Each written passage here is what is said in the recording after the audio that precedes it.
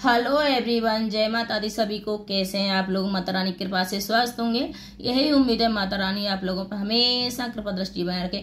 आइए जानते हैं परिवर्तन एकादशी का व्रत 3 सितंबर को रखा जाएगा, 4 सितंबर को रखा जाएगा। इसके क्या नियम होते हैं, कैसे संकल्प लिया जाता है, परिवर्तनी एकादशी का नाम कैसे पड़ा था। इस दिन परिवर्तनी एकादशी का नाम विष्णु भगवान झील सागर में जो शयन के लिए गए हुए हैं उनका आधा टाइम पूरा हो जाता है और इस दिन करवट बदलते हैं। बोला जाता है इस दिन करवट बदलते हैं, तो इसलिए परिवर्तनी एकादशी का नाम पड़ा था।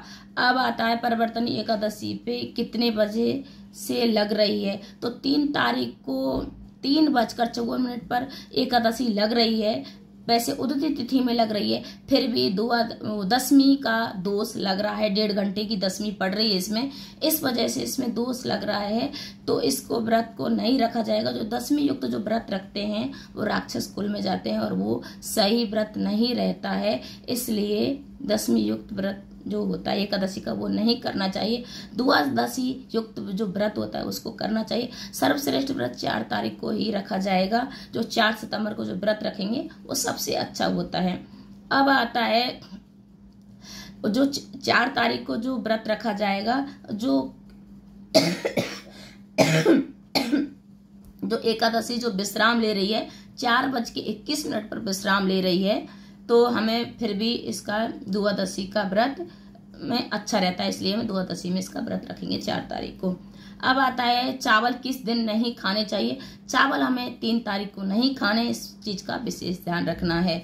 अब बहुत लोग 3 दिन का भी व्रत रखते हैं, बहुत लोग 1 दिन का भी व्रत रखते हैं। जो 3 दिन का व्रत रखते हैं, जैसे 3 तारीख को भी रखना है, किसी को 4 को भी रखना है, तो आप आराम से, और क्यों 10वीं से नियम फॉलो करने लग जाते हैं। 10वीं के दिन बहुत लोग 1 टाइम खाना खाते हैं, बहुत लोग दोनों टाइम खाना खाते हैं, पर चावल भी उस दिन भी नहीं खाया जाता है, जो 1 टाइम। और उस दिन नियम भी होते हैं, 10वीं से नियम जो होते हैं उसको भी फॉलो किया जाता है। वो किस प्रकार से किया जाता है? 10वीं के दिन पूरे दिन ब्रह्मचार्य का पालन करना चाहता है, पालन किया जाता है, और जो किसी भी प्रकार की कामना की जो कामना होती है, किसी भी प्रकार की मन में कामना नहीं की जाती है, और मांस मछली और अंडा लहसुन वगैरह जो भी ये तामसिक भोजन में आती हैं उनको नहीं किया जाता है उस दिन। और सूर्य अस्त से पहले ही खाना खा लिया जाता है, अगर 2 टाइम खाना खाते हैं। ये तो बहुत लोग 1 टाइम भी खाते हैं, और सूर्य अस्त से पहले खाना खा के ब्रश वगैरह कर लेते हैं। इस प्रकार से होता है। अब आता है, बोला जाता है जो परिवर्तनी एकादशी से ही मौसम में भी परिवर्तन आता है और लाइफ में भी परिवर्तन होने लग जाता है, क्योंकि इस दिन से मौसम भी चेंज होने लग जाता है। अब आता है कि जो संपूर्ण ब्रह्मचर्य का पालन करते हैं और किसी भी प्रकार की काम वासना का भी पालन किया जाता है। मन में मतलब काम वासना का कोई भी प्रकार की नहीं आनी चाहिए। लहसुन प्याज मांस मछली इस सब चीज का त्याग 3 दिन किया जाता है।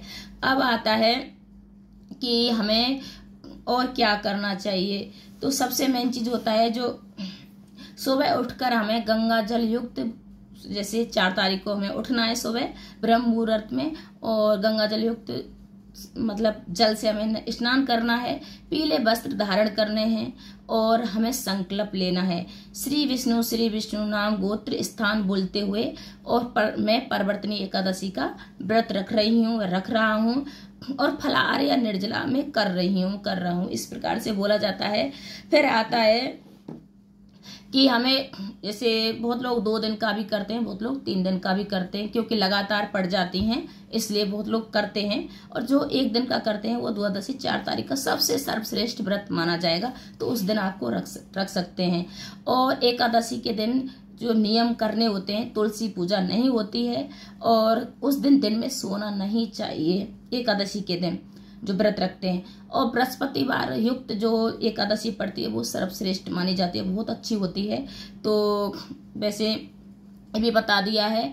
और सबसे मेन चीज होती है कि हमें और ऐसा क्या करना चाहिए जिससे भगवान विष्णु हमसे खुश हो जाए।